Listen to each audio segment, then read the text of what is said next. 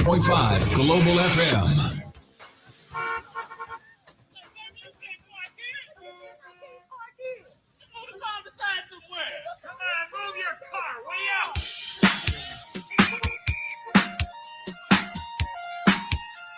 Excuse me, madam. You're standing still in a no parking zone. If you don't get a move on that body, I'll be forced to give you a ticket. So get what the...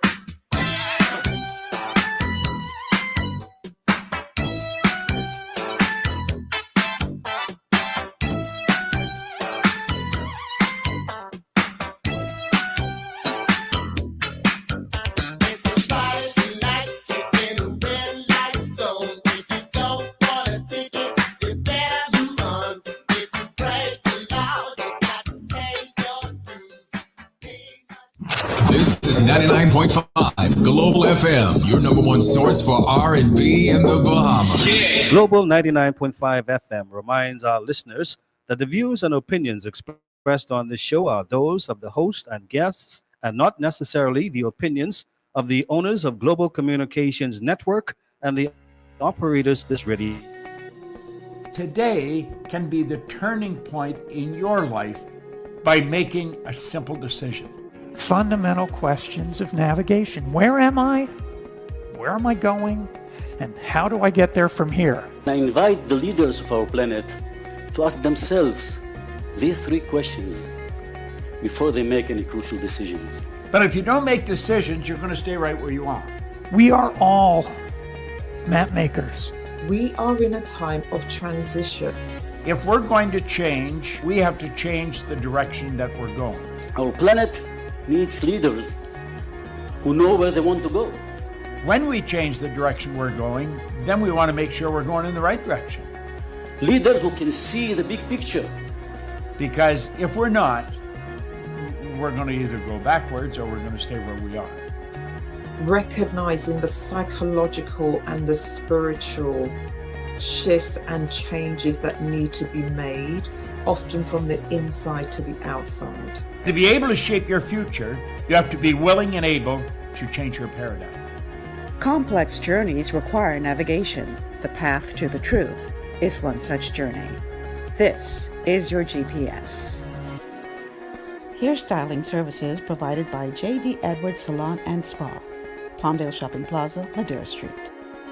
Accessories provided by Chevette Williamson Jewelry. Standout jewelry for standout women.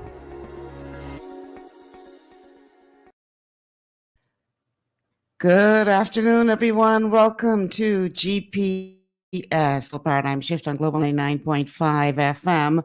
Michelle Malcolm in your company on this TGIF Open Line Show. Thank you so much for tuning in on this wet Friday afternoon.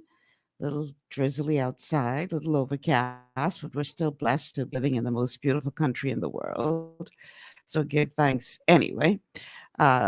You know the drill. If you are regular around these parts every Friday, you guys serve as my co-host, which means that you get to help to direct where the show goes with regard to what you want to talk about. We normally talk about the week that was. So all of the top stories of the past 7 days are what we talk about. Now, you know, it's one big major story out there, but if you guys want to talk about something else, that's fine as well. The telephone numbers to call 3260271, 3260271, 3260271, or 3260272, 3260272, and the WhatsApp line. No WhatsApp line? Okay, my producer is shaking his hand saying no WhatsApp line. So I know what happened to the WhatsApp line today. So no WhatsApp today, y'all. No WhatsApp today. If you want to send us a message, I guess you have to do so through Facebook. For our Facebook audience, you can still go ahead and put your message up, and we will get them up on the screen as much as we can. All right. So, well, first and foremost, I apologize for the late start. But like they say, better late than never. So let's get to it. Let's get it done. All right. So, wow. The big story this week that keeps on giving. This is I don't want to call it a gift because it's not a good thing. But every day is something new. Every day is something new when it comes to this FTX story. Like when you think you've already seen the worst of it, then something else comes and you're like, what? And then you think, okay, that's the worst of it. And then something else comes and you're like, what? Yeah. We have a call on the line? No? Okay. So,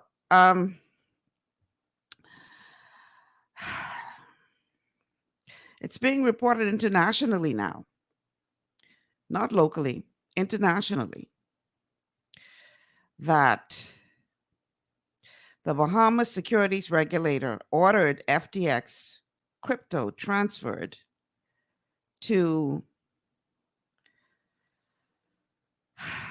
let me just read it. The Securities Commission of the Bahamas announced on Thursday that it ordered the contents of FTX's crypto wallets to be transferred to government-controlled wallets on the previous Saturday. In a press release, the commission said it made the order under existing authorities that allow for it to take action if it needs to protect clients or their funds. It's quoting, the Securities Commission of the Bahamas, also known as the Commission, in the exercise of its powers as regulator acting under the authority of an order made by the Supreme Court of the Bahamas, took the action of directing the transfer of all illegal assets of FTX Digital Markets Limited to a digital wallet controlled by the Commission for Safekeeping, the release said. Urgent interim regulatory action was necessary to protect the interests of clients and creditors of the FTX digital markets. It's unclear Why the commission made the announcement 5 days after placing the order, it's also unclear whether and when exactly these transfers may have occurred. SCB Executive Director Christina Roll did not answer a phone call. I'm reading this actually from CoinDesk, which is an international agency. This is not coming from a local agency. I'm just reading this that's being reported internationally. FTX filed for bankruptcy on Friday, November 11, in a chaotic filing which mistakenly labeled a number of companies not part of the FTX umbrella as also filing for bankruptcy. On the evening of November 11th and into the early hours of November 12th, the company appeared to be hacked, with hundreds of millions of dollars worth of crypto flowing out of FTX's wallets. Some of these transactions were tied to profane comments about former FTX CEO Sam Bankman-Fried. FTX U.S. General Counsel Ryan Miller tweeted at the time that he was investigating, before later saying that FTX was working to divert some funds to cold storage wallets. The release may also be hinting towards a jurisdictional fight between the United States and the Bahamas, where FTX was headquartered. SCB's statement said it is not the understanding of the commission that FDM, which is FTX Digital Markets, is a party to the U.S. Chapter 11 bankruptcy proceedings. FTX Digital Markets filed for Chapter 15 bankruptcy in the United States on November 15th, days after most of the rest of the FTX groups filed for Chapter 11 bankruptcy. Even odder, FTX Digital Markets filed for bankruptcy in the Southern District of New York rather than Delaware, where the rest of the companies filed. Attorneys for FTX said in a filing on Thursday that Bahamas court-appointed joint provisional liquidators made the filing, which recognizes foreign bankruptcies as part of an effort to undermine the broader group's U.S. filings. The filings of the Chapter 15 case without advance notice and I'm quoting now, and in the SDNY is a blatant attempt to avoid the supervision of this court and to keep FTX DM isolated from the administration of the rest of the debtors, which constitute the vast majority, excuse me, the vast majority of the remainder of the FTX group. Under normal circumstances, that would be inappropriate and grounds for a transfer to this court. But these are not normal circumstances, the attorneys said.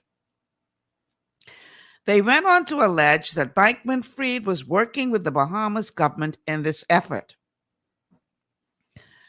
Bankman-Fried, the co-founder and controlling owner of all of the debtors and of FTX DM, quoting again, appears to be supporting efforts by the JPLs to expand the scope of the FTX DM proceedings in the Bahamas to undermine these Chapter 11 cases and to move assets from the debtors to accounts in the Bahamas under the control of the Bahamian government, the filing said. SCB will engage with other regulators and authorities in different jurisdictions in the coming days, its press release said. The regulator did publish a statement on Saturday announcing it had not ordered FTX to allow Bahamas residents to withdraw funds, contradicting a claim FTX had previously made in enabling withdrawals for people living in the Bahamas. This is the gist of what is being reported internationally. And when I say internationally, I mean internationally. You can find a variation of that report all over. I saw it on Fox News, with Tucker. I believe I saw something similar on Forbes. Long story short, this is being reported all over the place internationally. Meanwhile, here in the Bahamas, our Prime Minister says to the House of Assembly on Wednesday that we need to be careful what we say. I'm paraphrasing. Because what we say, in other words, we need to close ranks because this could be affecting, we can't be loose with our words because this could be affecting the reputation of the Bahamas. Let's go to that clip, Jason, PM on FTX, which is the first clip I have there.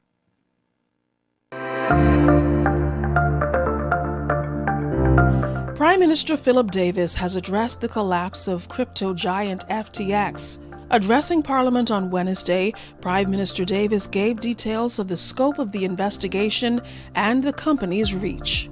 The Bahamas did not have sole oversight of FTX's worldwide operation.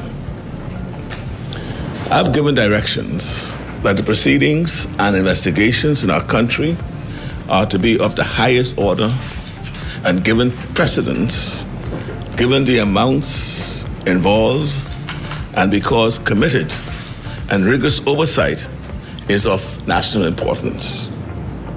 We will be coordinating these efforts with duly appointed authorities in other jurisdictions. The Prime Minister also explaining that FTX's fate aligns with the challenges the crypto industry has endured in recent times. Madam Speaker, there have been both booms and busts in the world of crypto, and this year has been a significant bust, with total market capitalization falling from $3 trillion to $800 million or lower.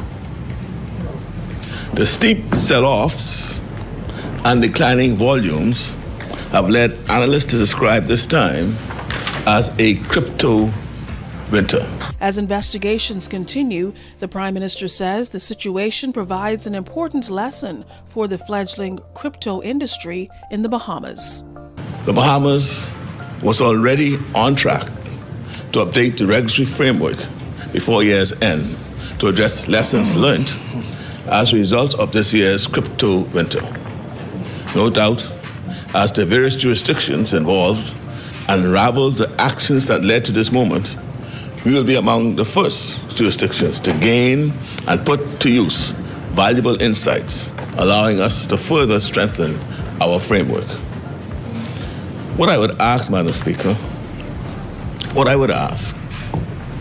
is for all those who care about our country's reputation to tread carefully when they speak about matters that are very complex and still unfolding.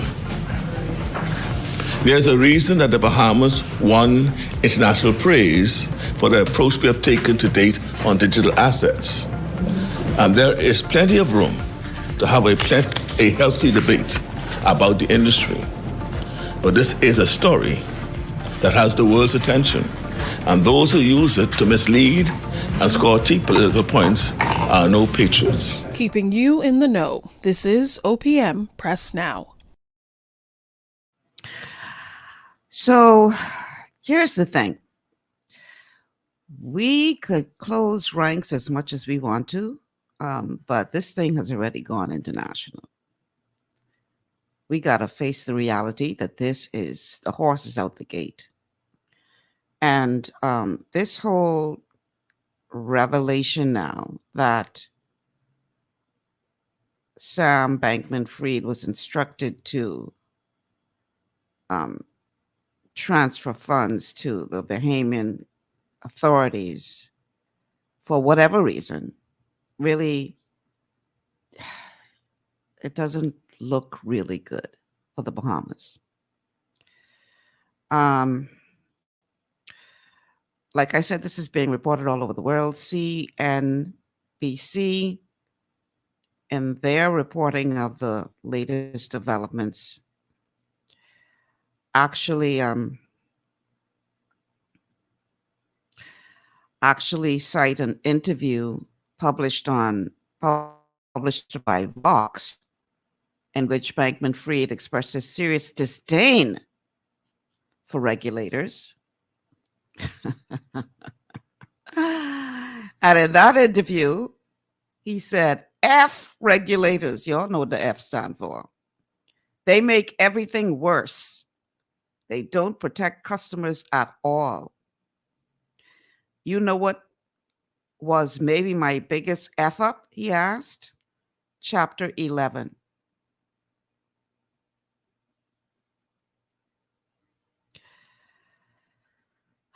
So, what does this all mean? What is really, really going on?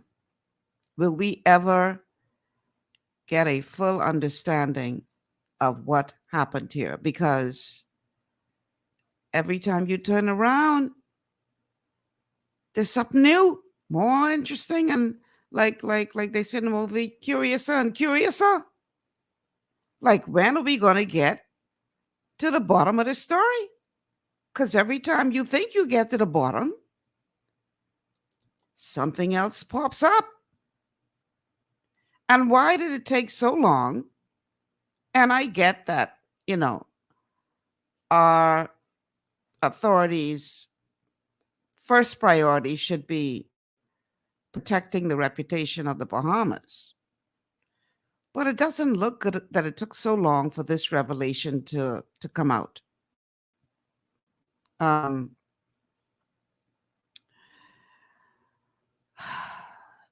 many people internationally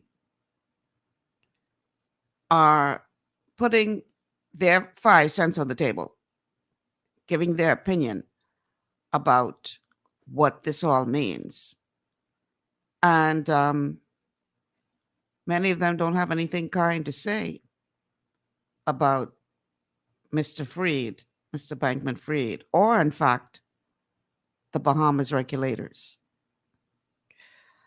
So, like it or not, this horse is already out the gate. We could close ranks as much as we want to close ranks. And I'm not saying that we should run off on our mouth and, spew off all kind of stuff that people will pick up, because as you all know by now, there is no such thing as a local story in the day and age of social media. You put something online and that thing could go viral around the world in a short space of time. So I get where the prime minister is coming from when he says, be careful what you put out there, and talking about being a patriot. But we got to face facts. And the fact is, this thing already gone. This horse already out the gate. And like I said, the Bahamas ain't looking too good. So, what are your thoughts? Telephone numbers to call: 3260271, 3260271, 3260272, 3260272, and the WhatsApp line. Oh, I keep forgetting. Jason said no WhatsApp line today. So it's just telephone calls today, or your Facebook comments. I want to hear from you guys on this. And I know that many people don't fully understand the whole thing about crypto.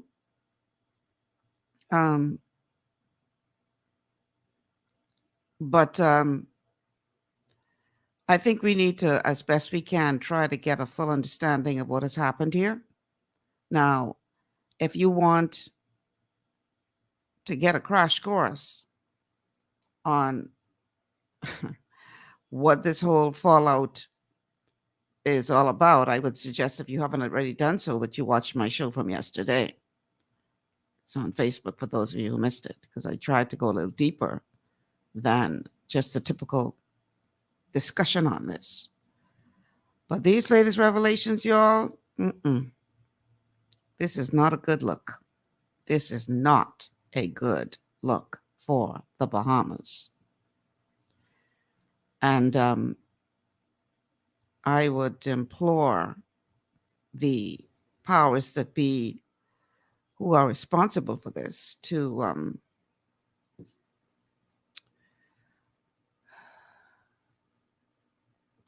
try to respond in a more in a quicker fashion. I'm just getting notice that the Facebook page is down, so we have to relink the Facebook page. So let's do that. Okay, so it seems that should fix the problem now. The telephone numbers to call again: 3260271, 3260271, 3260272, 3260272, and the WhatsApp line is 80102. Oh, I'm so used to saying it. I keep forgetting. Jason said no WhatsApp today. So give us a call. Let's hear from you. I'd love to hear your thoughts on this whole matter of FTX and this latest development of this latest revelation of instructions being given to transfer funds to the Bahamas. Okay, we're going to take a quick break. When we come back, we're going to continue with the open line show. I want to hear from you guys. Let's not make this about me today. This is your opportunity to sound off. Let me know your thoughts. We'll be back after these words from our sponsors. Understanding your microbiome, also known as your gut ecosystem, can change everything you thought you knew about nutrition, digestion, immunity, and metabolism. Keeping your gut ecosystem healthy and balanced is essential. Ultimate Microbiome by Longevity was specifically formulated to optimize this ecosystem. It provides the advanced support your gut needs through prebiotic, probiotic, and postbiotic supplementation. Our unique blend of probiotics includes Lactobacillus and Plantarum, healthy bacteria that can help prevent harmful bacteria from taking over your gut. Increasing your gut's population of beneficial bacteria creates a more balanced gut microbiome, which has been shown to aid in weight loss, skin health, sleep, mood, and may even help with seasonal allergies. Ultimate Microbiome also promotes the production of postbiotics. Postbiotics are key to help regulate your gastrointestinal health. To enhance digestion, Digizyme Multi-Enzyme Complex, a blend of 5 specific enzymes, has been added to Ultimate Microbiome. It can help break down food so your body can better absorb nutrients. Plus, we've added our proprietary I-26 hyperimmune egg powder to aid in the elimination of disease-causing gut bacteria and help your body balance its immune response. Ultimate Microbiome, the scientific, proprietary, and holistic approach to gut health that helps optimize your body's entire gut ecosystem.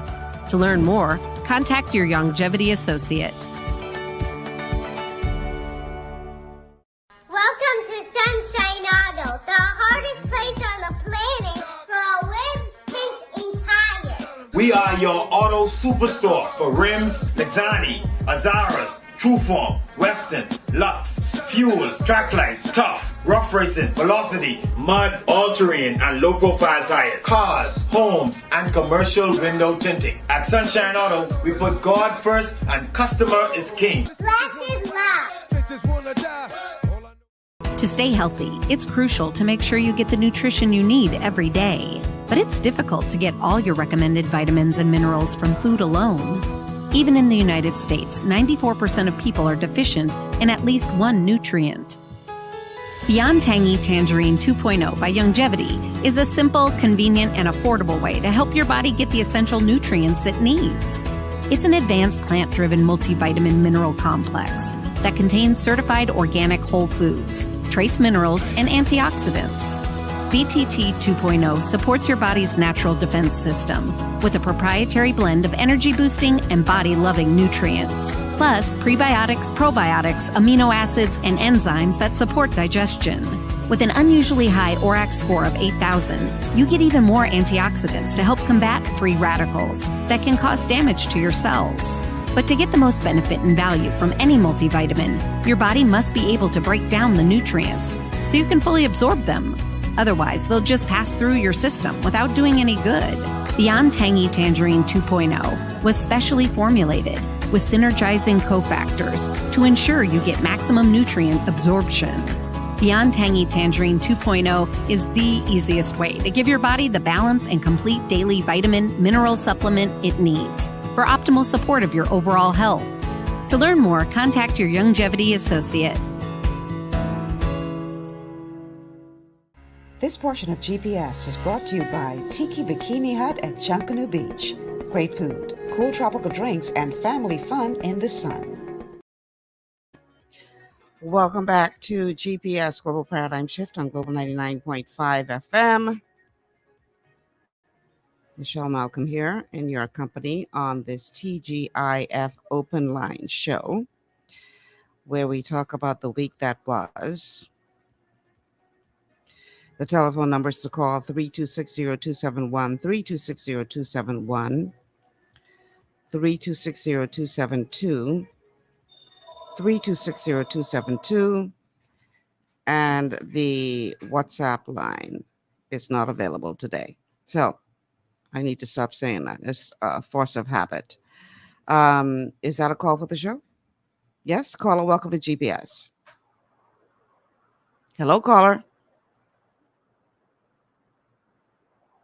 Caller, you there? Yes, good afternoon, Miss Malcolm. How are you today? I'm okay.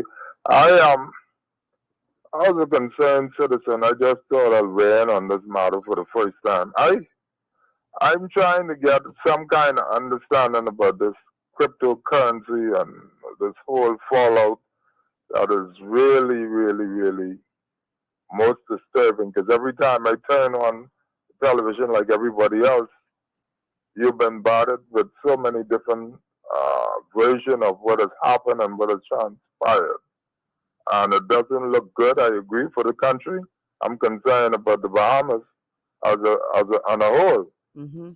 And so I am wondering, how many persons with that kind of expertise that we have in the Bahamas? Because I know we don't have no laws to govern this, as far as I'm aware. How many experts in that area do we have locally in the Bahamas who probably you can get to come on your show more frequently to try to praise the Bahamian people about what is really going on? You know, I can't say how many there are. I know one in particular who I consider to be well versed on this. That's C. Allen Johnson, but he wasn't available for my show yesterday. So I had on another gentleman talking about crypto and a businessman on yesterday. As to how many there are, I really don't know. I don't know. But this is getting ugly, man. This is really. I mean, there's a report out about what the John Ray, who is the new FTX CEO, John J. Ray III, had to say, and when we're done with this call, I'm going to read that article. It is not kind at all, what he had to say. And, you know, it really, I don't know. The prime minister says he's optimistic that we're going to come out of this thing and, you know, without, and I'm obviously putting into my own words what he's saying, without a black eye, and we just need to be careful what we put out there. But I think both of our eyes have already been blackened in this situation, and we gotta move quickly to try to see what kind of damage control we can do. I don't know what we can do at this point, but it's not good. Yeah, because what my understanding is that he has already filed for bankruptcy in Delaware and subsequently another jurisdiction. And so the question would be, who has jurisdiction over this matter? And so that's the real elephant in the room, because it seems to be very conflicting, to say the least, because the United States is saying that they're doing some investigation with respect to the matter concerning him, and then Then he has with some so-called headquarters in the Bahamas. So I don't know. I really don't know how we're gonna be able to navigate this. That's why I'm saying we just gotta find out to use the best brands that we have in the Bahamas that have an insight as to what cryptocurrency is and how it's being used as monetary gain and the like. So that's my concern right there. Because the reality is you have a lot of people, they're just getting on the airway and the different talk show and on Facebook, and they're just running on with all one bunch of foolishness without understanding what's happening. Right. Yeah. But no substance and doesn't add to what is going on. It only makes us look worse in the international world and press. Right. So I'm concerned that if we can find a way to see if we can nip this in the bud and get the people, the limited people we have here who have some idea or have some sense of how crypto works. And so they can educate the Bahamian masses as to what is really going on. Give us a good sense of what is going on. Because obviously the politicians have no idea. I'm not looking to them.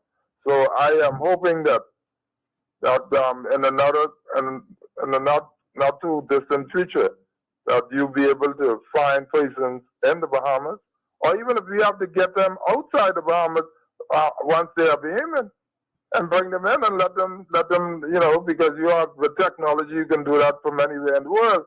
Mm-hmm. But we need to be properly educated on what it is and what it is that we're dealing with. Mind you, a lot of Bahamians are trading in crypto, a lot of Bahamians.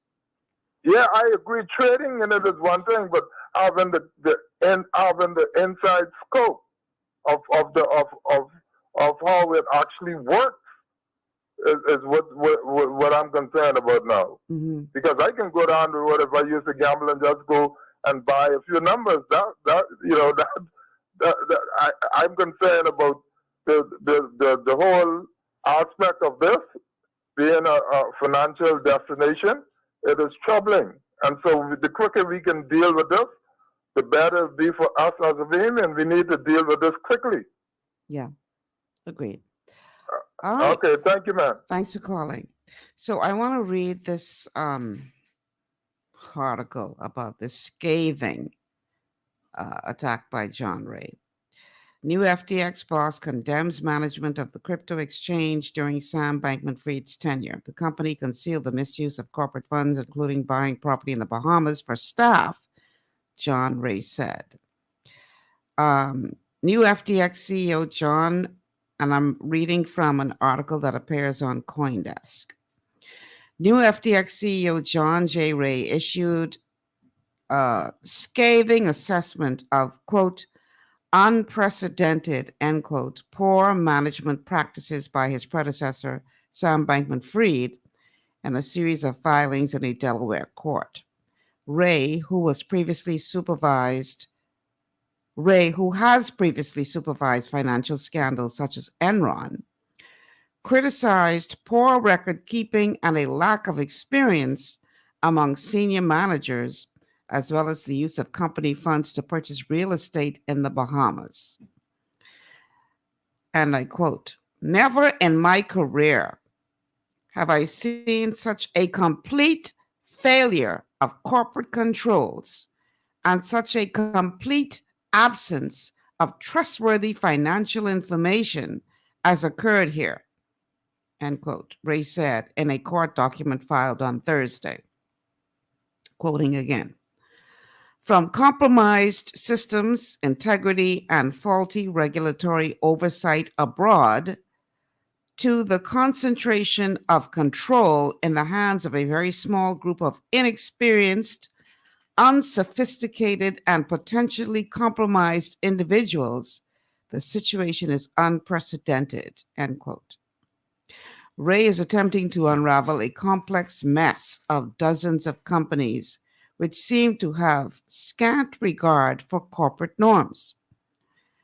FTX, quote, did not keep appropriate books or records or security controls, end quote, for its digital assets, used unsecured shared email accounts to access private keys, and to this day cannot provide a list of those working for the company as at November 11th, he said. Ray also criticized the use of software to conceal the misuse, quote, the misuse of corporate funds, end quote, a failure to reconcile blockchain positions daily, and the absence of independent governance between Alameda and the cluster of companies that includes FTX.com, an issue first revealed by CoinDesk, which caused cracks in the company to deepen ahead of its collapse. The article continues. In the Bahamas, FTX Group corporate funds were, quote, used to purchase homes and other personal items for employees and advisors, end quote, and assets were assigned to staff personally with no record of them having to repay any loan, he said. Those attempting to salvage something from the wreckage of the complex network of scores of companies are now caught up in a complex jurisdictional tussle. Liquidators from the Bahamas have argued that the company was operated from there in practice and that the U.S. side of the affairs should be handled as a subsidiary issue in a New York court under Chapter 15, another section of the U.S. Bankruptcy Code, which deals with cross-border failures. Quote, having two bankruptcy courts consider related issues simply makes no sense, said a separate filing on behalf of what remains of FTX Trading, the Antiguan company which filed for bankruptcy in the U.S. Quote, it would result in potentially inconsistent opinions, duplication of efforts, and unnecessary expense, end quote. Quoting again, in terms of the celebrity of Mr. Bankman-Fried, his unconventional leadership style, his incessant and disruptive tweeting since the petition date, and the almost complete lack of dependable corporate records, these Chapter 11 cases are unprecedented, end quote.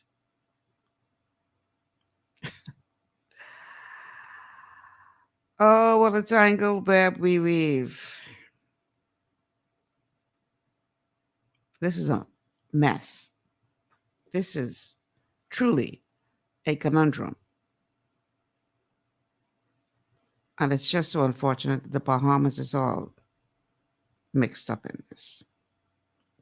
Like it or not, we know that our country suffers from a reputation that is decades old of corruption in high places. And this whole mess that we see here does not help that situation any, but it is giving many of the persons who consider themselves enemies of the Bahamas a lot of ammunition to shoot us with. So, what do you do? How do you get behind this quickly, ahead of it, I should say, quickly, and try to fix this from a PR perspective for the country? I don't know. But we need to do something quick and fast, because this is not a good look. And it just keeps on evolving. I shudder to think what is going to come out by the time we do hit the bottom of this issue. Like, I kind of scared to see what else is going to come out. So, telephone numbers to call, 326, and listen, we don't only have to talk about this, whatever y'all want to talk about, 326-0271, if this is not something that you want to discuss any further. Call us and let's talk about what you wish to talk about, 326-0271, 326-0271, 326-0272, 326-0272. Those are the two numbers to call. I'm being advised that our WhatsApp line is being charged. They forgot to charge it. So if you send any WhatsApp messages, I'm not going to receive it for a while because the phone is being charged up.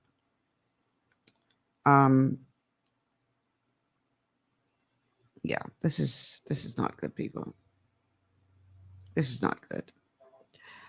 Okay, so seeing that nobody is calling with regard to that, I will go ahead and play one more clip as it relates to this whole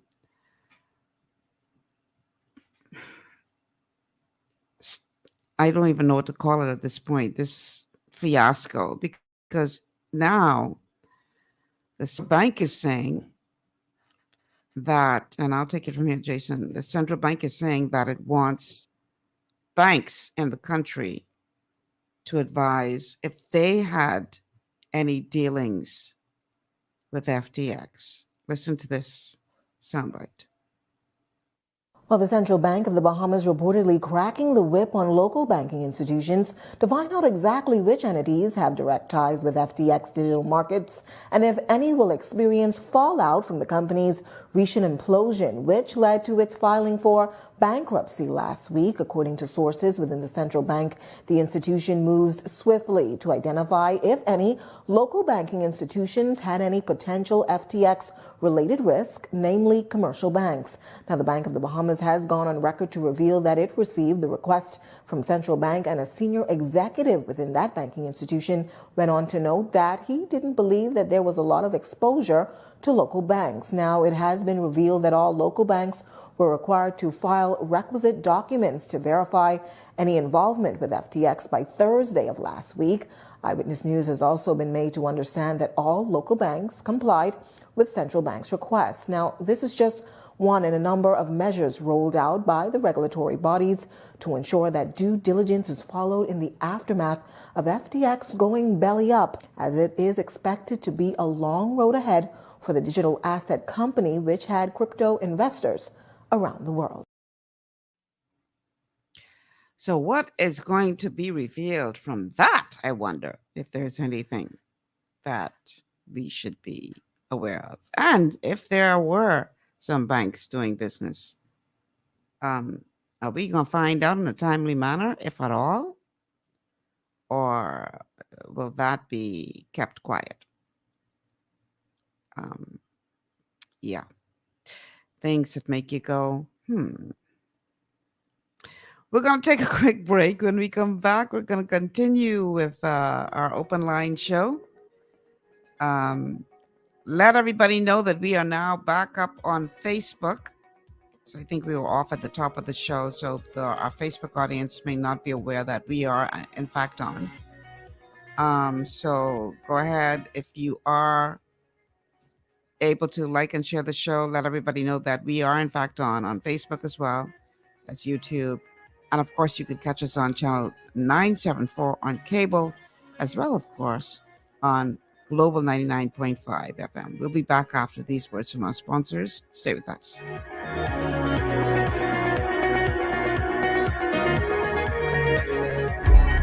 Blood sugar levels play a key role in your appetite, weight gain, and overall health. When you have a blood sugar spike, you can feel confused, dizzy, and even have increased cravings. Eating carbohydrates, sugary or fatty foods, and not exercising can all cause blood sugar spikes. But now you have help in managing blood sugar levels. Sweeties by Longevity was designed to help support healthy blood sugar levels so you can power through your day. It's a synergistic blend of minerals, herbs, and nutrients that have been proven to support healthy blood sugar levels.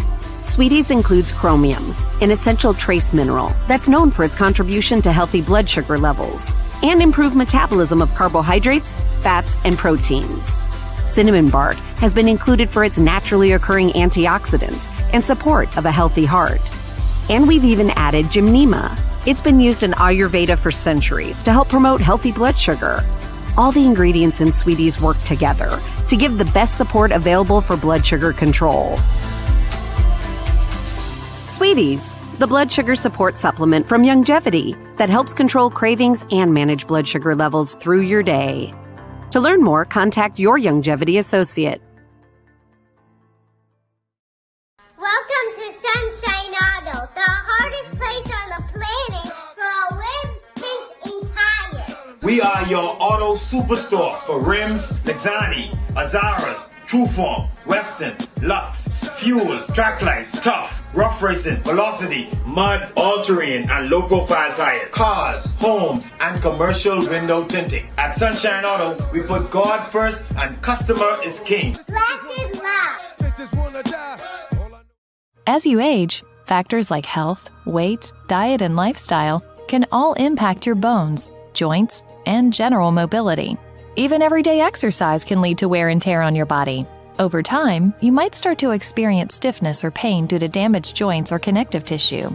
Ultimate Glucogel by Youngevity was created to help you limit the effects of wear on your joints. It delivers a daily dose of collagen-rich gelatin your body needs for joint elasticity and maintenance. Ultimate Glucogel contains a 1-to-1 ratio of gelatin and glucosamine sulfate, which is a key building block of your bone matrix, cartilage, ligaments, tendons, and connective tissue. Gelatin's unique blend of amino acids not only help with muscle and joint health, but also has been shown to provide additional benefits for the brain, skin, and hair.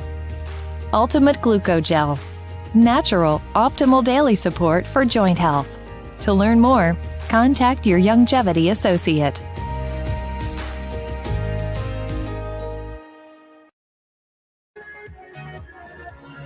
And we are back. Welcome back to GPS Global Paradigm Shift on Global 99.5 FM on this TGIF open line show. Listen, I know it's overcast out there, right? A little rainy out there. Some of y'all, I don't know. I don't know what happens to people when it rains. Maybe y'all, those of you who could afford to be at home, maybe y'all tucked under the covers or something. I don't know what's going on. But I still want to hear from y'all, whatever you're doing. This is your opportunity to be heard. So don't let the next hour just be Michelle Malcolm talking to herself about the week that was, because this isn't about me, it's about you. That being said, the telephone numbers to call 3260271, 3260271, 3260271, or 3260272, 3260272. Those are the numbers to call. So Prime Minister Davis has been under fire as of late. People saying, you're running out now when it comes to all this traveling with all these huge delegations. Like, is it really necessary to carry 70 people to an event?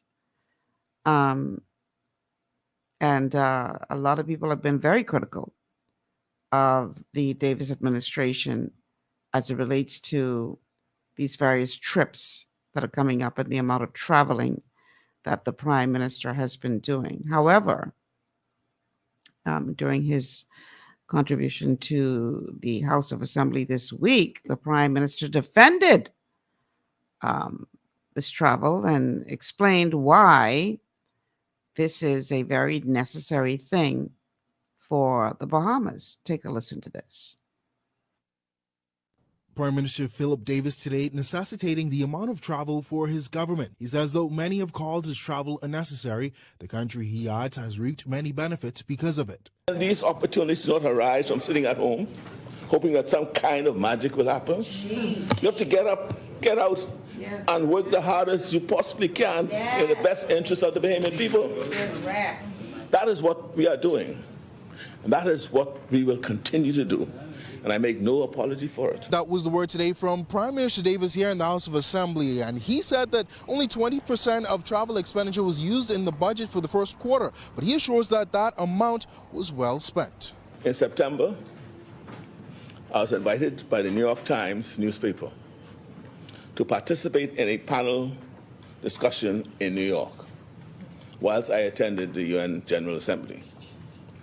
The other two participants, now listen, Madam Speaker, the other two participants were the head, not the juniors, no vice, the head of the IMF. The other participant was the head of the World Bank. That conversation sparked widespread global discussion and is credited with a shift in the position of the World Bank. Right? That's because I was pressing it to do so. However, opposition leader Michael Pintar not entirely satisfied with that justification, calling out government for the sizes of its travel delegations, like the more than 100 Bahamians who attended World Expo 2020 earlier this year in Dubai, or the 70-member delegation who just last week were in Egypt for COP27.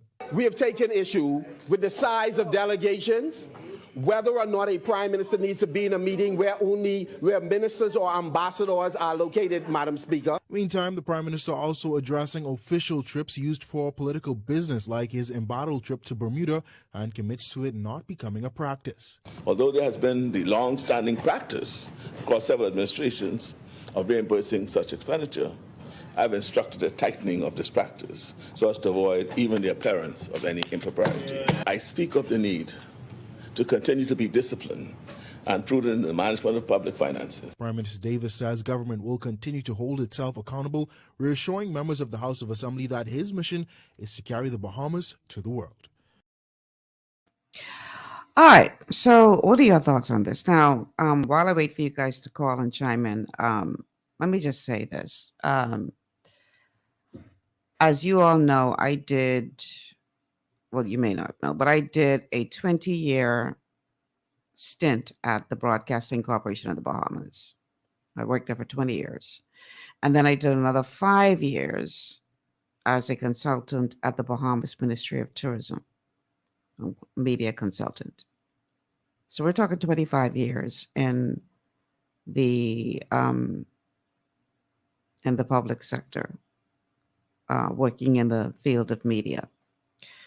And over the course of that time, I literally traveled all over the world as a part of the contingent of the Bahamas with a prime minister, a sitting prime minister. Under Ingram, let me see if I can remember everywhere I went. I probably won't remember all of the places where I went, but the places that stand out in my memory when Prime Minister Hubert Ingram was in the seat. I traveled to China, Scotland. We passed through London, Chile, Barbados. Trying to remember where else we went. That was under Hubert Ingram. Prior to that, under Pendling, I believe it was,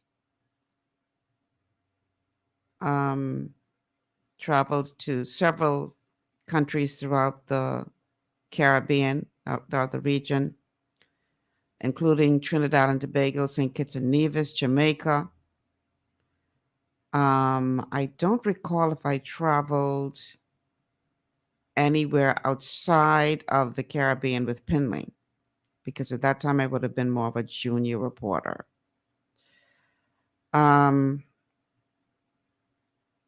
When Christie became prime minister in his first tenure is at the time when I was invited to join the Ministry of Tourism and did quite a bit of traveling with the Ministry of Tourism as well. I make that point to say that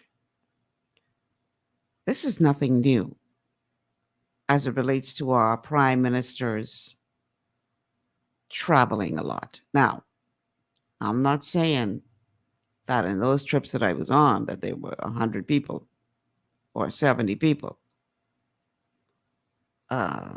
I don't recall any of the delegations being that large on those trips. But that being said, it has been widely reported that the government did not pay for all of the people on these trips. In other words, some of those people, those trips were covered by their respective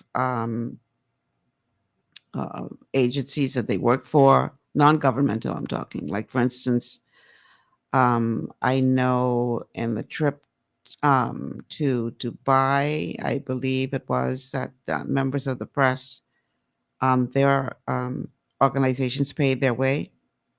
I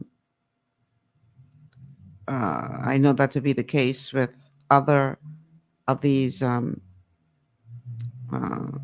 trips that you see, where these very large delegations are. So I say that to say that not all of the 70 people or not all of the 100 people traveled on the dime of the government or travel on the purse of the government.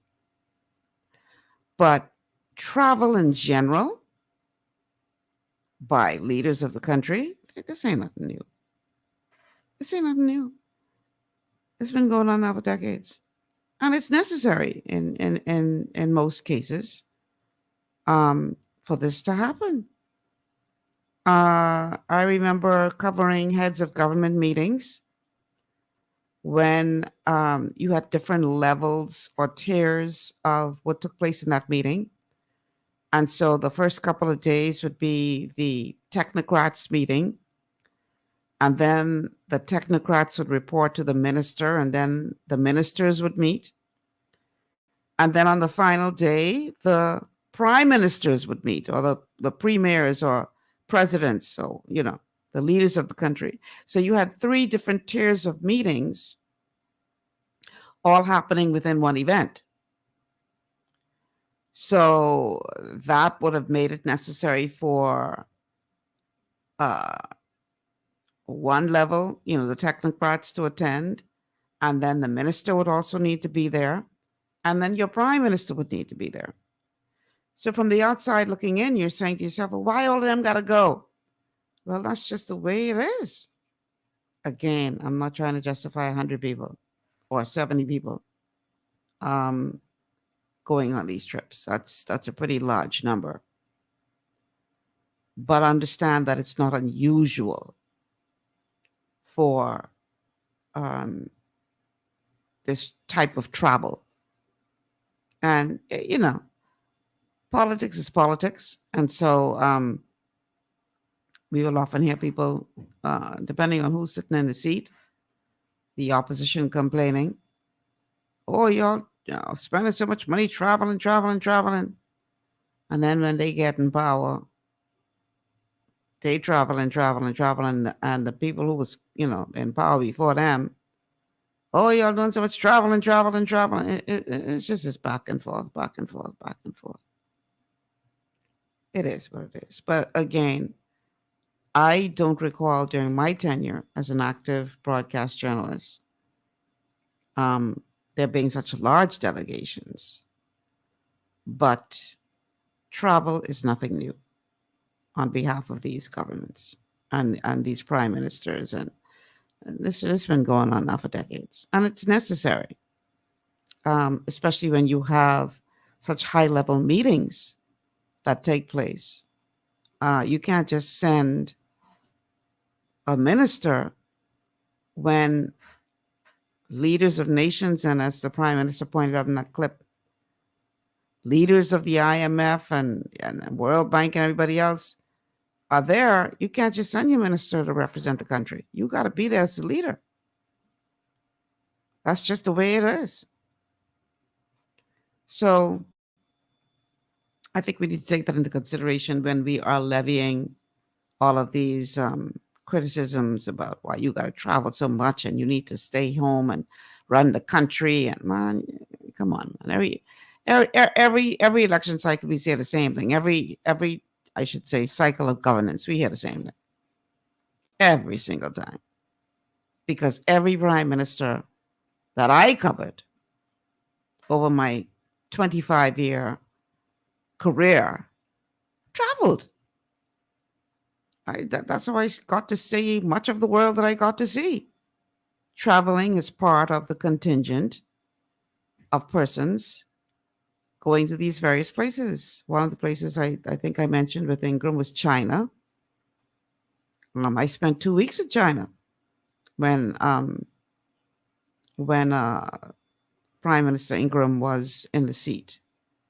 That was the time when the Bahamas first established ties with China. And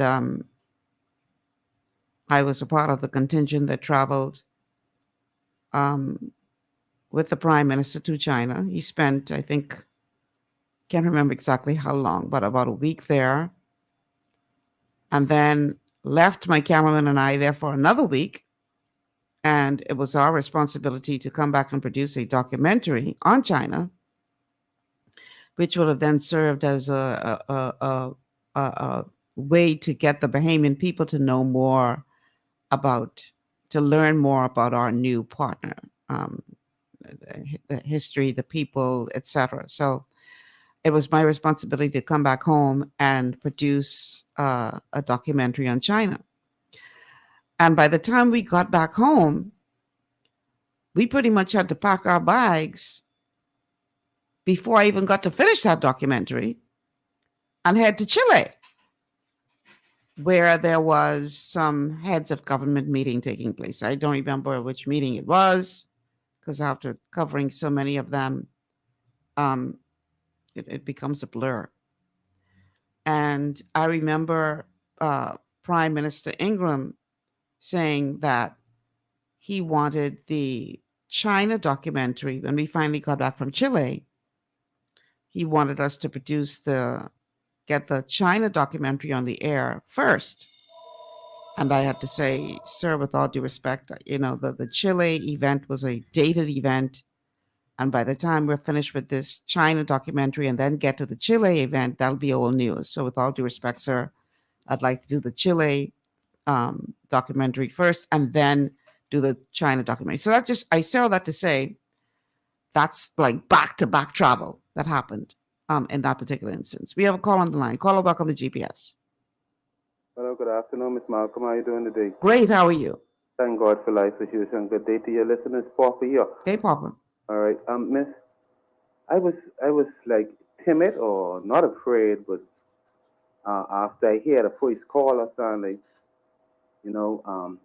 he was saying persons who talking about just running up their motor, but some of them smart like some of the others, and we just sometimes basically be asking questions. Mm-hmm. And I hear someone, one of the leaders, I'm not sure if it's the deputy prime minister, what they say, we're not patriotic. That was the prime minister. So how you feel? What you think about that? Because I mean, I'm a little timid on asking anything about it, because maybe if you ask something, you maybe come across like you're not patriotic, and right now we're supposed to maybe don't be saying nothing. Well, like I said at the top of the show, I don't know if you tuned in late today, but like I said at the top of the show, the horse already out the gate. Oh, I agree, the horse out the gate. Telling us, be careful what you say and all this kind of stuff. Well, we could be careful all we want. The horse is out the gate. And they are running with this story internationally. So in spite of internationally and the horse being out the gate, you think we should take heed to what he say, or don't take it as no threat or nothing? I mean, at the end, is it that I mean, I understand where he's coming from, because, it's like when you have a family dynamic. You could call your family and everything when you're around, but don't let nobody else say nothing about your family. You ready to fight. So I understand what he means and where he's coming from with that, that Bahamians should be the last ones to be tearing down the Bahamas, because we're getting enough tearing down from everywhere else. I get what he's saying. Think it'll be like repercussions, or people that look at you like, remember Michelle Malcolm, she was asking a bunch of questions, and right then we didn't need that. You think? I don't think so. No, it ain't that bad. No, I don't think there'll be any personal repercussions, but let me ask one or two questions. For the nation, we it doesn't look good. So you should shut up, I'm not saying you should shut up. If you want clarity on something, ask the question. But I think what he was trying to say is that a lot of people are perhaps making disparaging comments on the Bahamas and our handling of this matter, and whether or not we, people saying things like, oh, we like to beg too much, we too greedy, we corrupt, we this, we that. I think that's what he was talking about. Not asking questions if you're seeking clarity. I don't think that's what he meant. But in spite some, I think this a gangster, our country's a gangster society. I hear too much vehemence like trying to rejoice. Now, I know you normally try to bring on everything what happened to the week, but I think they say the Free National Movement do want protesting on this today by the Prime Minister's office, and I was saying that maybe it might be too early for you to have that clip, but what are they saying? I mean, like I say just now, I hear too much vehemence, like doing that what was said to don't do right now. Different from the Free National Movement. I don't know what the questions is they asking. If they finding some information, what we know they bringing some new information to the table. But let me ask my one or two little minor question, or what you might say, well, dumb and down question. You mightn't get answer me, but maybe I could throw it out there. Maybe they might have an idea. Mm-hmm. Where does man come from? Fry. I mean, when he come to the Bahamas, when he reach here. Well, 2019 is when the company officially came to the Bahamas, if I understand it correctly. But what month in 2019? 2019? Yeah. They've been here from 2019. The FTX thing? Yes. Now, the company didn't announce that it was putting up its headquarters in the Bahamas until April. Would that have been April of... I'm thinking April of this year. But they've been in the Bahamas since 2019. Okay. So tell me something. Mm-hmm. You know, anyhow, just like on the computer, you know that thing where they get named Alexa? Yeah. Amazon Alexa. Well, I use it like how I can see that it's just like I on a laptop scrolling or whatever, asking information, right? Mm-hmm. And it seems like it's a lot of information out there what we just ain't reached to yet. But I guess we got to listen to find out. I want to know what the central bank, how the central bank involved. Now I understand that currency, what they call it, bitcoins or what they call that. I forget the next word they use.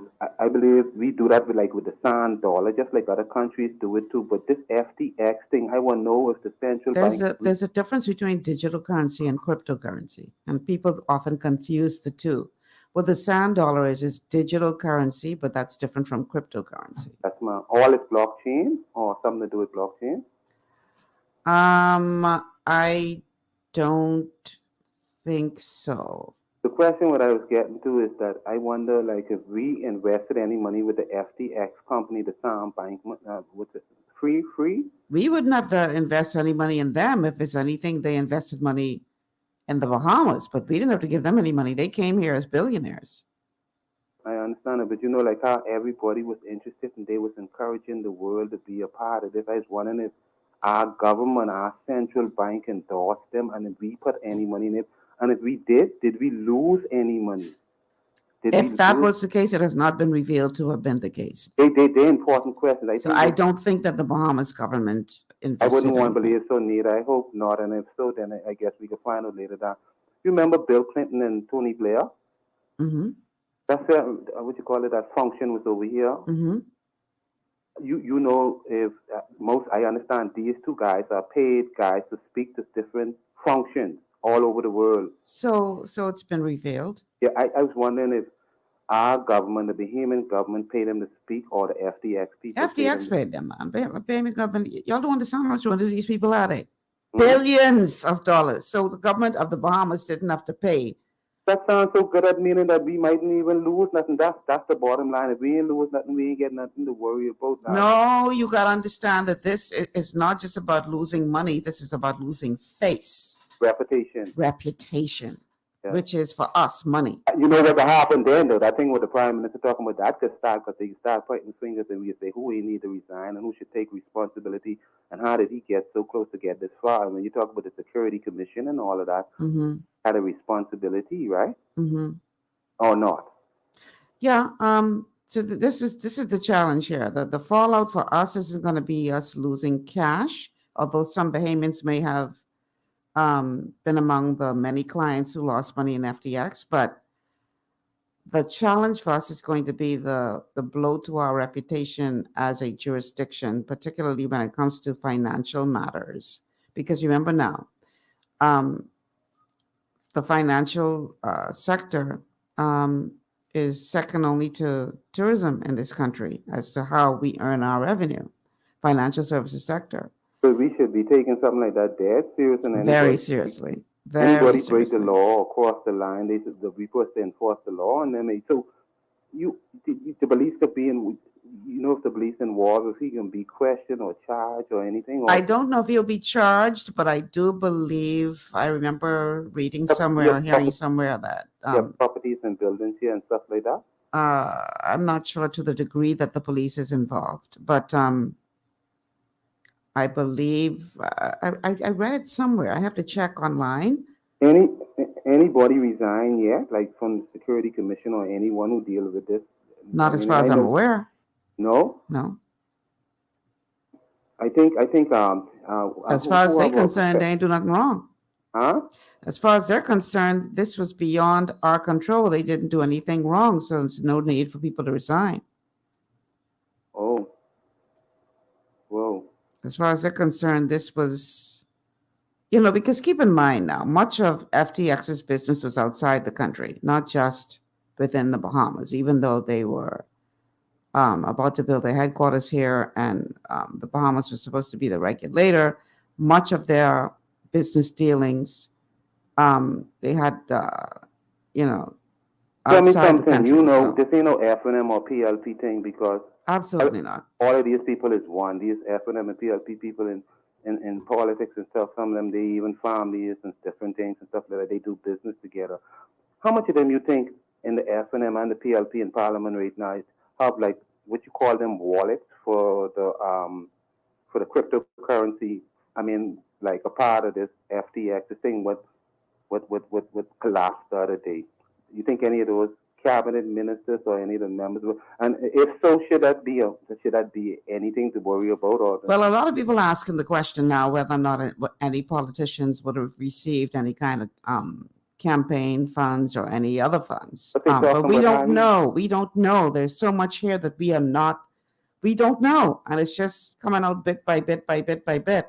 So, stay tuned. You think this is the worst it's ever been so far when it comes down to the reputation of the Bahamas? You think this, we had a lot of tests before. We had we had a lot of people going through a lot of stuff. We ain't talking about pandemic and Dorian. We're talking about embarrassment. You're talking about people who in position have a responsibility to do certain things, make sure certain things be carried out. And don't close your eyes or have a blind eye or turn your head the next way because maybe you're either being too friendly or what. You have a responsibility, Ms. Malcolm. I think I ain't maybe old enough to appreciate to know how much other foolishness or embarrassment we had to go through. But should we just look at it? Would you agree to look at it the way how the PM say that we can come out of this shining and mean nothing? Well, yeah, I know about that, but that's his view.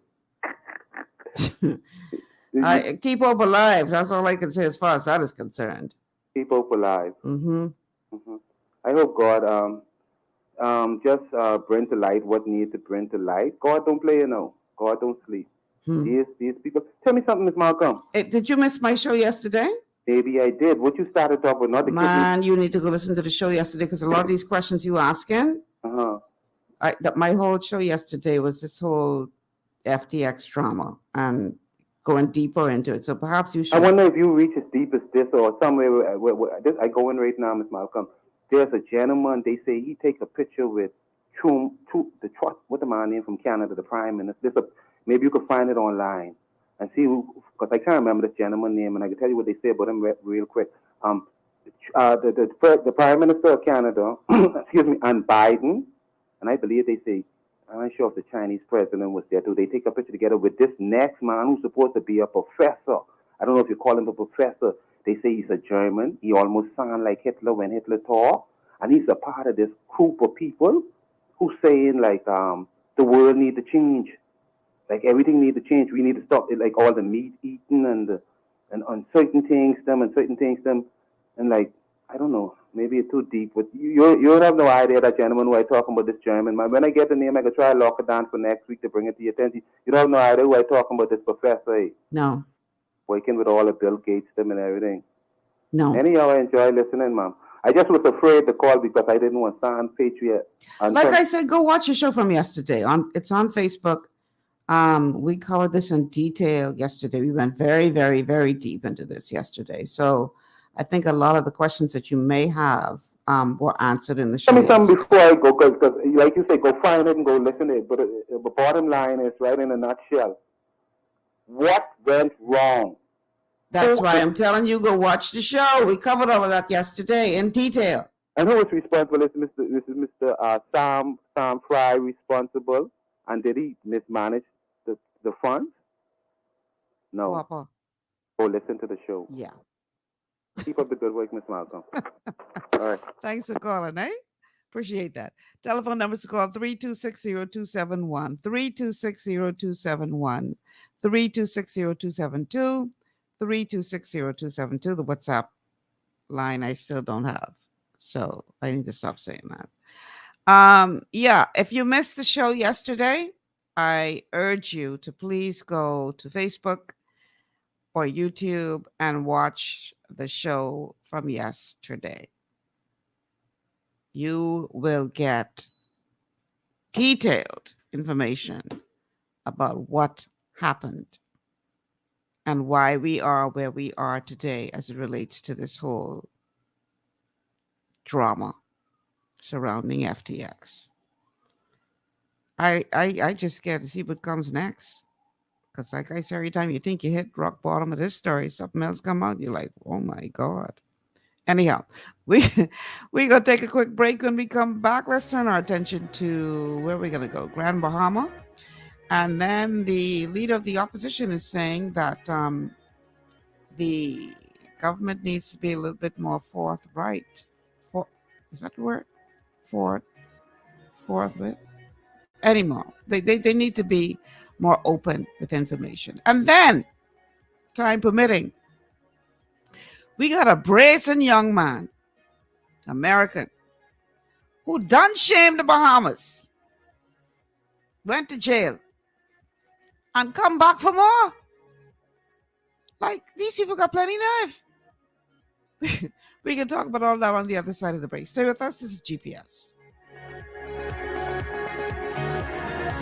Your body's immune system is under constant pressure from things like stress, lack of exercise, and toxins in the environment. It's crucial to be proactive and support your immune system with the nutrients it needs to function effectively. But it's often hard to get these nutrients from food alone. Introducing fast-acting Zinc Plus Immune Support by Longevity. Unlike zinc-only supplements, Zinc Plus Immune Support builds on the proven power of zinc and adds complementary nutrients to give your immune system extra support. Vitamin D helps balance the effects of zinc, while our proprietary blend of natural fruit and root extracts provides the extra help your immune system needs to work against daily stressors. And we've included Longevity's exclusive plant-derived minerals to give your body the minerals it needs, but can't get from food alone. And because Zinc Plus Immune Support is delivered in a great-tasting, sugar-free, berry-flavored lozenge, it encourages quicker absorption of all these nutrients into your body. Zinc Plus Immune Support. Zinc plus the extra support your body needs to promote a healthy immune system. To learn more, contact your Longevity associate.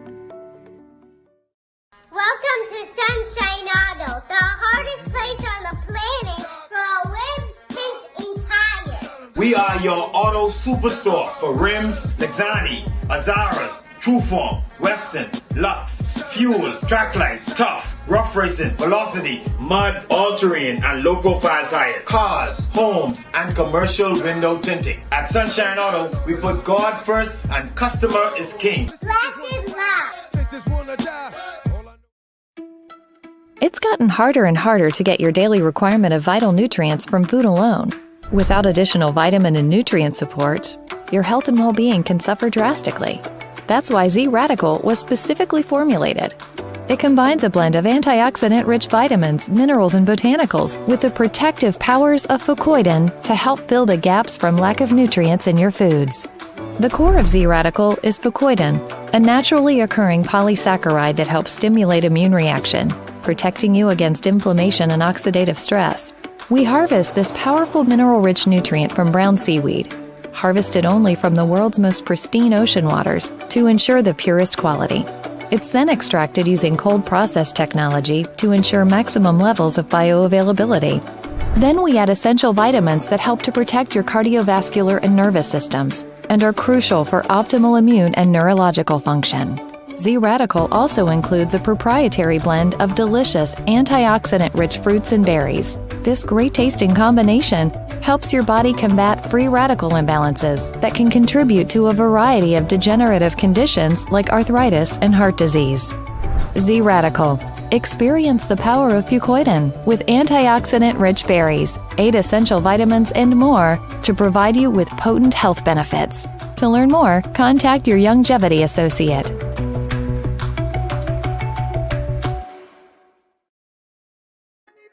Welcome back to GPS Global Paradigm Shift on Global 99.5 FM. Michelle Malcolm here.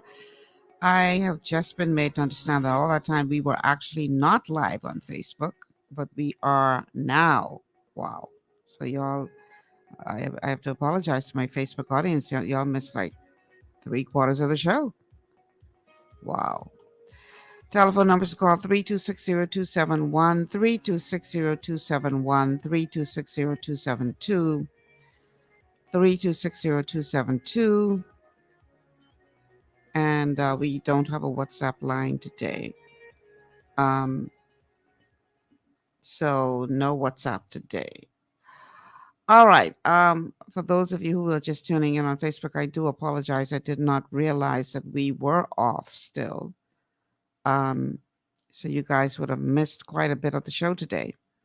So I apologize for that. I didn't realize that we weren't on air. Okay, so last portion of the show. The Deputy Prime Minister, Chester Cooper, is very optimistic as it relates to developments in Grand Bahama. And in essence, he's saying, don't mind all the noise and all the negativity. He's very, very optimistic that things are going to turn around for Grand Bahama sooner than later. Here now is that clip with Mr. Cooper. A lot of people speculating. I've listened intently to many members of the former board speaking to matters on which they have no information. Let me just say that we have laid out the circumstances as it relates to Grand Lucayan. Suffice to say, we are in the final stages of selecting the provider for the rebuilding of the Grand Bahama Airport. So I am not going to get into a back and forth with persons who had a mandate to sell the property and didn't do so. They must give account for their stewardship. We will give account for ours. We will do what's in the best interest of the Bahamian people. We will do what's in the best interest of Grand Bahama. And suffice to say, as we've laid out before, we are pressing forward. And I am confident that we will be able to do a transaction or a pivot as it relates to the Grand Lucayan resort. That's going to be in the best interest of the people.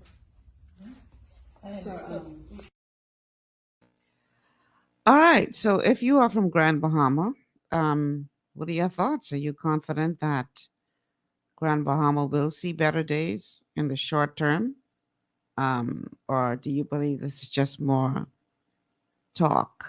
Because, boy, you all have had a lot of talk over the past several administrations in terms of what we're going to do to make Grand Bahama great again. And yet, we've seen little relief for the people of Grand Bahama. And then it hasn't helped the matter, the fact that there have been storm after storm, and boy, Grand Bahama's been hit hard several times. So are you confident that good days are ahead for Grand Bahama, or do you believe that this is just more talk? I want to hear from you in Grand Bahama. more specifically than anybody here in New Providence, because, he who lives it knows it. He who feels it knows it more so than anybody on the outside looking in. And so the telephone numbers to call, 3260271, 3260271, 3260272, 3260272. We don't have a WhatsApp line today, so just the numbers to call. What are your thoughts on what the Deputy Prime Minister had to say as it relates to Grand Bahama and not listening to any and everyone and their opinion about what is going to happen in Grand Bahama, but trusting that there is in fact a plan that is going to help to pull Grand Bahama out of its slump? Because I am old enough to remember the days when Grand Bahama was saying something. It got its reputation as the second city of the nation for a reason. Grand Bahama was the place to be. It wasn't always in the condition that it is now. This Grand Bahama today, Freeport Grand Bahama today, is a shadow of what it used to be. I remember when that International Bazaar used to be buzzing with activity with both Bahamians and guests alike, visitors alike. Grand Bahama was booming, so much so that there was a little, how do I put this, a little prejudice from Grand Bahamians towards Nassau people. They were like, we don't want your Nassau people here. Y'all too uncivilized. It's like, really? You realize we are a part of the Bahamas, right? But no, Grand Bahama was saying something. Economy was strong. It was well managed in terms of the infrastructure.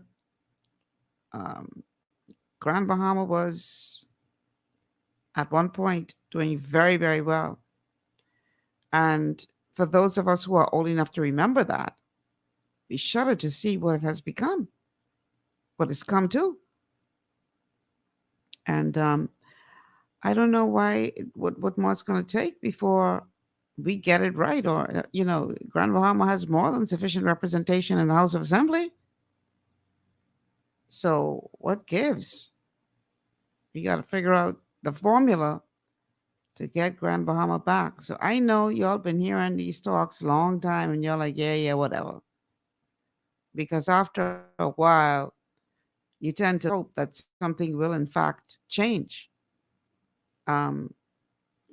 So what are your thoughts on that? Do you believe that this is just more talk or that something will in fact actually happen? I think pivotal to that conversation is what happens with the Grand Lagoon Resort. And as you all know, the last administration wasn't able to that deal is still being questioned as whether or not it made sense for them to do what they did. This administration, deals, falling through before they actually happen. So that and the airport in Grand Bahama are two key components in getting Grand Bahama back to where it used to be. So let's see what happens. Hopefully they will be able to pull it together and get Grand Bahama back to its glory days. So the leader of the opposition is taking issue with the government, saying that you're a little too secretive, everything under a veil, and we want more answers. Let's take a listen to what the leader of the opposition, Michael Pintard, had to say with regard to that. Leader of the opposition, Michael Pintard, is demanding that the government give a full account of funds that have been submitted to Bahamas Power and Light since coming into office over 1 year ago. Last month in the lower chamber, the Minister of Works and Utilities, Alfred Sears, revealed that the government would make payments of some $10 million for 9 months to repay BPL's debt to Shell, on top of the government's assistance to BPL through other financial challenges. Pintard questions just how much of the public funds has been spent so far. Under what terms were you providing the subsidy? where was the money coming from? Since we knew it was unbudgeted, we just went through a budget exercise. There are many questions surrounding the recent decisions of this administration around BPL. We have accused them. They have not been able to deny it, that they're costing the Bahamian people twice. They're costing you and I as taxpayers a 163% increase over a 13-month period we are going to experience on fuel charge because they failed to accept sensible recommendations. It's going to cost you a second way. It's going to cost the Bahamian people because of all the funds we are now going to spend. Pintard stands by a point he made in the lower chamber earlier last month that the price fuel charge for BPL could have been avoided had the government heeded recommendations given to them. What is more egregious is the government then sought to conceal the fact that it got recommendations and advice so that it could make a wise financial decision. Their failure to make that decision has forced them now, many months later, to pass on this cost that they were subsidizing BPL not to pass on, made bad decisions by not protecting a relatively low cost on fuel charge, and then they sought to conceal it. There has to be consequences for misleading the public in that way. Moreover, the MP for Marco City believes the recent controversial trip to Bermuda made by Prime Minister Philip Davis and Progressive Liberal Party members remains unclear. We don't know what the per diem, we don't know what other expenses there are. In fact, we don't know about other trips and how they were paid for. Because this is, again, we have been talking about the failure of this administration to follow the Procurement Act. And so even in the issuing of contracts, there's been this veil of secrecy that they have been covered with for the last year and change. I have 4 words. And this is for both administrations or any administration that sits in the seat. This current one, the last one, the next one to come. Freedom of Information Act. Freedom of information. Enforce that. Then we wouldn't have to have any opposition member talking about any government being veiled in secrecy. Because quite frankly, while y'all was sitting in the seat, y'all could have made sure that the Freedom of Information Act had been dealt with. So, you know, I take it with a grain of salt when I hear these politicians talking about administrations being veiled in secrecy, because all y'all had opportunity to do something about it and did nothing. All. It's only been a little over a year since the Davis administration been in power. Y'all had a whole 4.5 years and didn't see fit during that time to ensure that the Freedom of Information Act was being implemented and enforced. So, physician, heal thyself. We don't need to be playing politics with this matter. All Bahamians want to know what's going on in our country. And if you guys had done right by us with regard to that when you were in the seat, we wouldn't have to be here saying, why are these people veiled in secrecy? And if this administration doesn't do anything about it, then we will be right back here again next time. So I call on all of y'all to stop playing politics with this matter and do right by the Bahamian people and enforce that thing, and let's start finding out what's going on in our country. You know?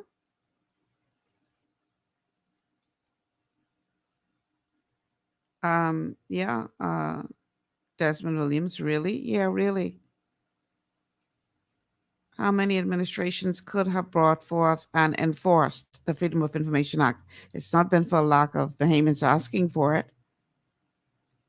So we need to know what's going on in the country. I agree with that. But do we need to make it a thing about administrations not doing it when previous administrations didn't do it? We just need to get it done.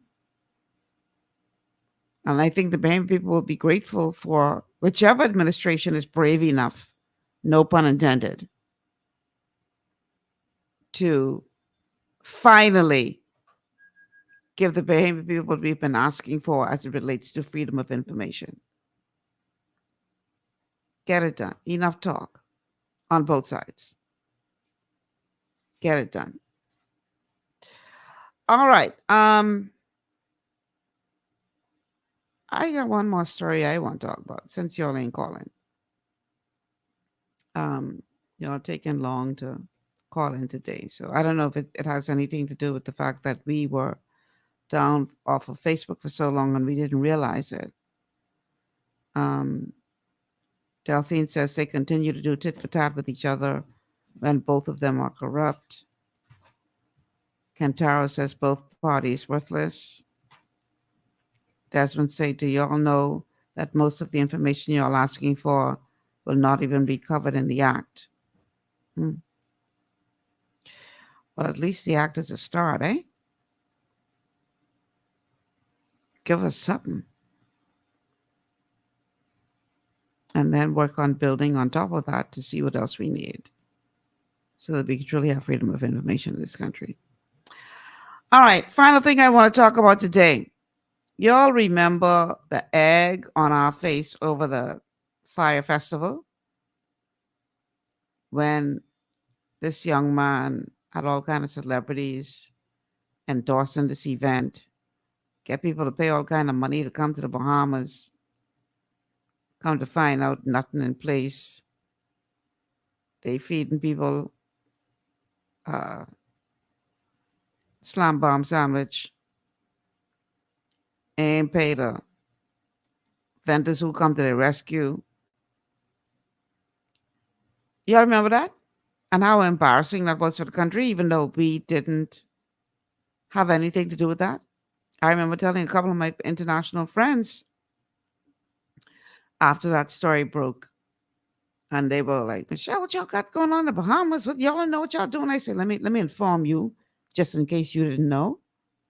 The Bahamas leads the way when it comes to tourism and event planning. We know what we're doing. These people come over here without any involvement of the government agencies. So even though this happened in the Bahamas, don't beat us with their stick. I had to inform a couple of my friends because they were thinking that the government of the Bahamas had something to do with this. So anyway, long story short, young man had to face the music, spent some time behind bars for that event. Now he's out of jail. And guess what, y'all? My boy at it again. These people got plenty nerve. Either that or they have such little respect for the Bahamas that they think they could just run games again using the name of the Bahamas. Listen to this, y'all. Listen to this clip. This boy really got plenty there. Listen to this. First bottle is officially up for grabs. The treasure hunt starts now. Really? Yeah. Oh my God, we did it! Next Friday, you guys are going to the Bahamas for the weekend? No way. I don't know even what happened in the last week, but now we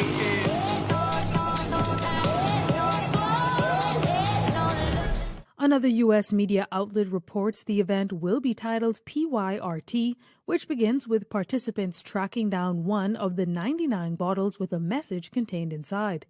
The website for the event at pyrt.com describes PYRT as someone who turns the impossible into an adventure and asks users to join the crew by entering their phone number. Now, McFarland was dubbed a serial fraudster and sentenced to 6 years in prison after the collapse of the Fire Festival back in 2017 that left festival goers stranded on Exuma, staying in tents, and being served cheese sandwiches after paying thousands of dollars for tickets. Elvis Roll was one of the many vendors that catered for the failed festival, and while he remains unpaid by McFarland, Roll is sympathetic to the situation. If you want to set up another event next summer, I have no problem with it. My only problem right now is pay those folks off that he owed. All right? And if he can pay off everybody the money that he have for them, and if you want to do another event, let it go through the government properly. I truly think that had he done it the right way, it could have worked. And I believe they made a mistake. They made a mistake. We all make mistakes in life. We're not perfect. We make mistakes. And if you can come and sit down with the right set of people, it can work. Ian Ferguson, retired Allen administrator for Exuma, sang a very different tune and deems McFarland unreputable, and he believes McFarland should not be allowed to do business in the Bahamas. And I stand firmly by my commitment that I'm totally against Billy McFarland coming to Exuma or any part in the Bahamas to engage in business because of his dubious reputation or record. He is a convicted felon, and while I believe in forgiveness and reconciliation, I do have some concerns about somebody who is not only a foreigner, but somebody who's of dubious reputation coming into our country to do business. Deputy Prime Minister Chester Cooper and Member of Parliament for Exuma released a statement this afternoon telling the public that no application has been made for any event promoted by Billy McFarland or parties known to be associated with him. The statement further reads, "The government of the Bahamas will not endorse or approve any event in the Bahamas associated with McFarland, and he is considered to be a fugitive with several pending complaints made against him to the police." The government advises the public that anyone who knows of McFarland's whereabouts to report the same to the police. Okay. So clearly he is not welcome. Matter of fact, he's being referred to as a fugitive. You don't owe all these people all this money that you did not bother to pay. And you got the unmitigated gall to think you could come back to the same place where you still ain't paid the people the money from the last time.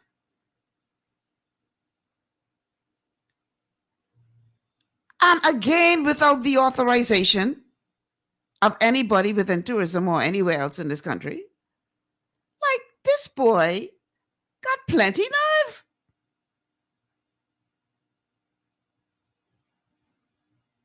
You see, and the thing is, if the government didn't step in and say, you know, you're a fugitive. So in other words, come here, you can get locked up here. He would have been promoting this thing like he did the last go round. People thinking, oh, this is an official Bahamas event. And we have developed a very healthy reputation for knowing what to do when it comes to planning a hospitality and tourism event. That's our bread and butter. We know that. This boy have the nerve to come try run games again. The nerve of these people. Like, he didn't learn the last time that you got to go through proper channels? Or does he just think that that don't apply to him? And people are so gullible. Because once again, all he would have to do is get one or two influencers, and he'll have people signing up again to come shame the Bahamas again.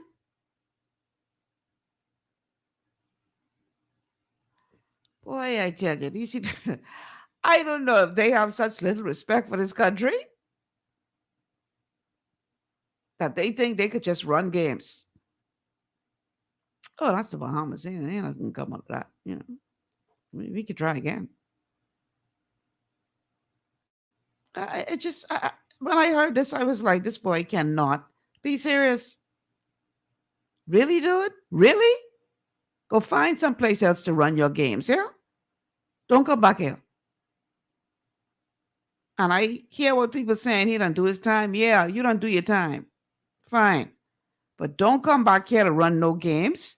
If you aren't prepared to go through the proper channels, don't come back here. You are not welcome in this country. We got enough to deal with Sam Bankman-Fried and his roommates right now. We got enough. The last thing we need is another joke around here to bring more shame to this country. So, McFarlane, anyhow, I am the People Radio. So what I really want to tell you, I can't say. Go away quietly, please. Go away. Don't come back here. Because if you come and I'm sincere, I go on the police quick. I hope they go on big reward on your head. I could use that little change. You are not welcome here. Go run your game someplace else and stop. Boy, look here. Anyhow, I'm glad that our authorities quickly said no. This boy's a fugitive. So complain. If you think the Department of Corrections is a joke, complain. You ain't want to go up in there. Anyhow, y'all, my time is gone. Again, I apologize to our Facebook viewers who missed pretty much all of the show. Pretty much. We will see if we can, because we know it is recorded on StreamYard, and I'll see if we can get it up on Facebook so you would have seen the entire show. All right? Okay, guys, my time is gone. Next week, we have a whole week of shows planned for you. Don't miss any of them.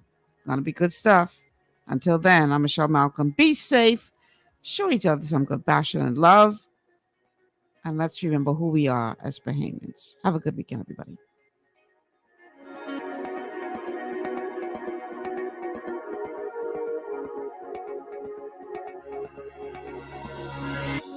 Global 99.5 FM reminds our listeners that the views and opinions expressed on this show are those of the host and guests and not necessarily the opinions of the owners of Global Community.